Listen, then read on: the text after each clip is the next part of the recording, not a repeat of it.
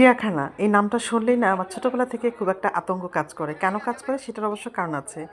বড় পরিবারের অনেকগুলো ভাই বোন ছিলাম, ৯ ভাই বোন। আর যখন বড় বোন চলে আসতো আমাদের ঢাকাতে, তখন কিন্তু আমরা সবাই মিলে চিড়িয়াখানা চলে যেতাম। আর সেই কথাগুলো মনে পড়লে কিন্তু হাত পা এখনও কাঁপাকাঁপি শুরু করে দেয়। আসসালামু আলাইকুম রহমতুল্লাহ বারাকাতুহু। সবাই কেমন আছো বন্ধুরা? আলহামদুলিল্লাহ আমি ভালো আছি। ভিডিও শুরুতে সবাইকে জানাচ্ছি জুমা মুবারকের অনেক অনেক শুভেচ্ছা। ঘড়িতে যখন বেলা দুপুর ১২টা বাজে, হঠাৎ করে কিন্তু আমার হাজব্যান্ড বসে বসে বলছে যে আমি এখন চিড়িয়াখানা যাবো। আমি ভেবেছিলাম হয়তো বা দুষ্টুমি করছে, কিন্তু আমার দেবরের ২ ছেলেকে বলছে যে হ্যাঁ এখনই যাবো, যাও রেডি হয়ে আসো, নামাজ পড়ে আমরা চিড়িয়াখানা চলে যাব। এর মধ্যে কিন্তু আমার হাজব্যান্ড আবার আমার ছোট ভাইয়ের বউর কাছে ফোন দিয়ে দিয়েছে ২ ভাতিজি সারা এবং সাফাকে রেডি হওয়ার জন্য। তো আমি আর কি করবো, আমি ভাবছিলাম, তখনও ভাবছি যে আমি দুষ্টুমি করছে। তো যাই হোক, আমাকে এর মধ্যে আমার ছোট ভাইয়ের বউ কিন্তু কল দিয়ে দিল। কল দিয়ে কিন্তু প্রথমে জানতে চাইলো আমি যাবো কিনা। আমি বললাম যে না, আমি যাবো না, যেহেতু আমি কালকে একটু ঢাকার বাইরে যাবো, আমি আজকে যেতে পারবো না, বাসায় আমার টুকটাক কাজ আছে। তো যাই হোক, আমাকে কিন্তু আমার ছোটো ভাই বাবু রিকোয়েস্ট করলো যে আপা আপনি না গেলে কিন্তু 4টা বাচ্চাকে কীভাবে কেয়ার করবে। তো যাই হোক, আমি কিন্তু এদিকে দেখতে পাচ্ছ ভাতিজিকে লিপস্টিক দিয়ে দিচ্ছি, সারাকে দিয়ে দিলাম, সাফাকে দিয়ে দিলাম, এখন আমি একটু আলফাজকে দিতে চাইলাম, কিন্তু আলফাজ তো দিল দৌড়। তো যাই হোক, কীভাবে দিবা, আলফাজ তো ছেলে মানুষ। তো যাই হোক, ওরা কিন্তু দৌড় দিয়ে চলে গেলো। এদিকে কিন্তু আমি কাঁঠালের মুচি দেখছিলাম। মুচি তোমরা কে কে চিনো এটা কিন্তু কমেন্টে জানাবে। আর দেখতে পাচ্ছ জলহস্তি। তো যাই হোক, জলহস্তি কিন্তু উপরে কিছুক্ষণ খেলাধুলা করে ও কিন্তু পানিতে নেমে যাচ্ছে। ওর কাজই হচ্ছে পানিতে থাকা, যেই নাম হচ্ছে জলহস্তি। তো যাই হোক, জলহস্তিটা সেখান থেকে দেখে আমরা আবার চলে গেলাম অন্য জায়গায়। এক জায়গায় আসলে বেশিক্ষণ থাকতে পারলাম না, কারণ প্রচুর পরিমাণে ভিড় ছিল, যেহেতু আজকে শুক্রবার ছিল। ইচ্ছা অনিচ্ছা যেটাই হোক না কেন, আজকে কিন্তু আমাকে ওদের সাথে আসতেই হয়েছে, কেননা 4টা বাচ্চা কিন্তু আমি শুধু আমার হাজব্যান্ডের উপর ডিপেন্ডেন্ট করে পাঠাতে পারবো না। তো যাই হোক, ওরা কিন্তু ওদের যে আনন্দটা আমি দেখেছি আজকে, ওরা খুব সুন্দর করে মজা করেছে। আর এখানে স্নেক ছিল, বলছিলাম সাপের কথা। সাপ কিন্তু আমি ভীষণ ভয় পাই, এর জন্য আমি সেই সাইডে আর যাইনি। ওরা কিন্তু সাপ দেখে ওখান থেকে ঘুরে আইসক্রিম খেতে খেতে চলে এলো। কিন্তু দুঃখের বিষয় হচ্ছে আমি কখনোই আর আইসক্রিম খেতে পারবো না, যেহেতু আমার ঠান্ডার সমস্যা হয়ে গেছে। এদিকে কিন্তু আমি গাছে চড়তে চেয়েছিলাম। আমি গাছে চড়তে না চাইলে কি হবে, আয়াজ কিন্তু গাছ উঠে বসে আছে, সে বসে বসে আইসক্রিম খাচ্ছে। তো যাই হোক, ওদের মজা দেখে আমিও মজা পাচ্ছিলাম। আর এদিকে কিন্তু দেখা যাচ্ছে যাকে বলে বানর, আমি যদি ভুল না করি। যাই হোক, বানরটাকে খেলাধুলা দেখে এখানে কিন্তু ওদের হাঁটতে হাঁটতে প্রচুর ক্ষুধা লেগে গিয়েছিল। ওর ফুপা এবং ওর চাচু কিন্তু মানে বড় বাবা, আয়েজ আলফাজের বড় বাবা এবং সারা সাফার কিন্তু ফুফা। তো যাই হোক, ওরা কিন্তু খাওয়া দাওয়া করলো ওখানে। আর আমি কিন্তু, আমাকে জিজ্ঞেস করেছিল তুমি কি যাবে নদীর পাড়ে, আমার হাজব্যান্ড জিজ্ঞেস করলো। তাই বললাম আমি এখানে আসছি, আমি এখানে কেন যাব না। তো যাই হোক, নদীর পাড়টা আমার জন্য খুব স্মৃতিময়। এখানে আমি কিছুটা সময় আমি বসে একটু রেস্ট করলাম। তো যাই হোক, এখানে ওরা টুকটাক এখানে খাওয়া দাওয়া করছিল, একটার পর একটা আছেই। তা আমার শশাটা দেখে মনে হচ্ছিল যে আমার ভিতরটা আসলে শুকিয়ে যাচ্ছিল, এটা খেলে আমার ভালো লাগবে। তো আমি শশাটা না খিরাইটা নিলাম, খিরাইটা নিয়ে খিরাইটা খেয়ে নিলাম। এখানে ঝালমুড়ি খাওয়া হচ্ছিল, সবাই মিলে প্রচুর পরিমাণে সবাই আমরা ঝালমুড়ি নিয়ে নিচ্ছিলাম। তো ঝালমুড়িটা আসলে মজা ছিল, খুব ভালো লাগছিল। আর এখানে ঝালমুড়ি খাওয়া দাওয়া করে এখানে ঘোরাফেরা করে, এখানে সারা তো পানি খাচ্ছে, গলা শুকিয়ে যাচ্ছে বারবার। হাজব্যান্ড আমাকে মুড়ি খাইয়ে দিচ্ছিল, আর মুড়িটা খেয়ে মানে কি বলবো, ক্ষুধা তো আর যাচ্ছেই না কিছুতে। তা আমরা কিন্তু এখানে চলে আসলাম। এখানে এসে ভালো মতো লেকটাকে একটু দেখার চেষ্টা করলাম। আর আলফাজ তো ওর বড় বাবার গলা ঝুলে মানে ওকে বলছে যে আমরা খাবার খাবো। তো যাই হোক, আসলে হালকা পাতলা খাবার খেলে আসলে পেট ভরছে না। এখানে হরিণ দেখতে চলে আসলো। হরিণগুলো আসলে নিরীহ ছিল অনেক। ওরা কিন্তু হরিণকে খাবার দেওয়া নিয়ে খুব ভীষণ ব্যস্ত হয়ে গেল। তো খাবারগুলো নিজ হাতে ওরা মানে খাওয়াতে পেরে ওদের কাছে অনেক আনন্দ লেগেছে।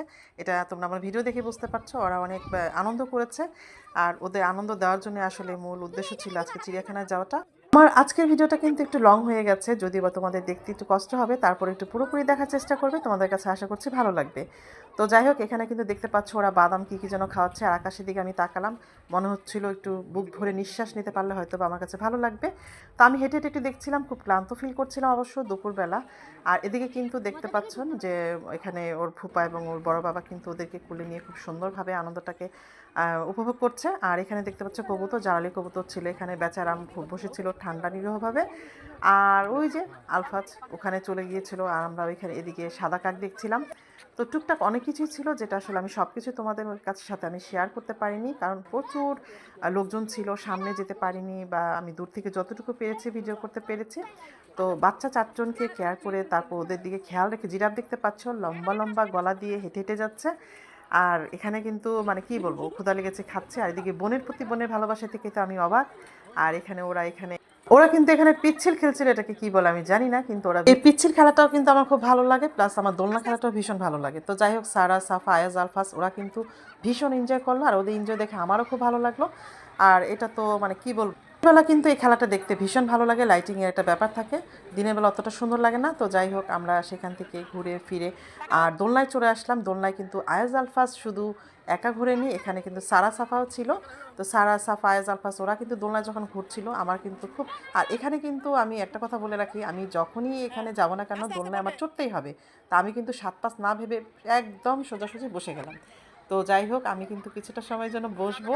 এতটা পরিমাণে ভিড় ছিল কি বলবো, সিরিয়াল দিয়ে দিয়ে তারপর আসলে দোলনায় চড়তে হয়েছে। তো অবশেষে কিন্তু আমি বসে গেলাম।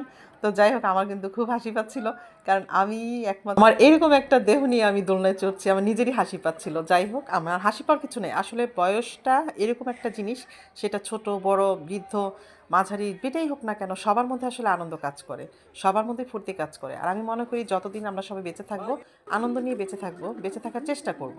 তো যাই হোক, আমরা কিন্তু আমাদের পেটের ভিতরে কিন্তু খুব ক্ষুধা পেয়ে গিয়েছিল। আলফাজ কিন্তু টেনে হিসেবে বের করে নিয়ে আসতে চাচ্ছিল, আমরা বাইরে খাবো, আমরা ওটার ভিতরে খাবো না। তো যাই হোক, এখানে কিন্তু আমার ছোট ভাতিজি ছিল, ওকে সাফা, ওকে নিয়ে আমি হেঁটে হেঁটে আসছিলাম আর একটু ভিডিও করে নিলাম। তো যেহেতু আমরা বের হয়ে আসছিলাম, আমরা এখন বের হয়েই আমরা খেতে চলে যাব, যেহেতু বেলা ঘড়িতে তখন 4টা বাজে। আর বাইরে আমরা যতই খাই না কেন টুকটাক, কিন্তু আসলে দুপুরের খাবারটা ভারী না হলে হয় না। তো ওদেরকে কিছু খেলনা কিনে দিল, আর ফুপা এবং বড় বাবা ওরা সেটা নিয়ে খুব আনন্দে মেতে গেল। তো সেখান থেকে কিন্তু আমরা অটো করে চলে আসলাম খেতে, এবং খেতে কোথায় চলে আসলাম সেটা তোমরা এখনই দেখতে পাবে। হ্যাঁ, আমরা আবেশে চলে আসছি। তো আবেশের খাবারটা আসলে আগে বেশি বেশি টেস্টি ছিল। তো আমরা এখানে এসে কিন্তু বাচ্চাদেরকে জিজ্ঞেস করে নিলাম ওরা চিকেন পোলাও খাবে, ওরা চিকেন পোলাও খেয়ে নিল। আর আমরা কিন্তু সাদা ভাত নিয়েছিলাম, এখানে বিফ হান্ডি নিয়েছিলাম, আমার হাজব্যান্ডের বিফটা অনেক পছন্দ ছিল। আর আমরা কিন্তু সাদা ভাত নিয়েছি, বিফ হান্ডি। আর যেটা নিয়েছি, যেটা আমার কাছে ভীষণ ভালো লেগেছে, সেটা হচ্ছে ডালটা। যাই হোক, খাওয়া দাওয়া শেষ করে আমরা চাটা খেয়ে, ওরা ড্রিঙ্কস খেলো, কোক খেলো, খেয়ে আমরা আসলে বাড়ি চলে আসলাম। ভিডিওটা তোমাদের কাছে কেমন লেগেছে এটা কিন্তু তোমরা অবশ্যই কমেন্ট করে জানাবে। আর আজকের ভিডিও আবারও বলছি, একটু লং হয়ে গেছে, একটু কষ্ট করে তোমরা দেখে নেবে, এবং ভালো লাগলে অবশ্যই লাইক কমেন্ট করবে। তো আজকে এই পর্যন্ত, সবাইকে শুভ সন্ধ্যার অনেক অনেক শুভেচ্ছা এবং ভালোবাসা। যে যেখানে সবাইকে আল্লাহ হাফেজ।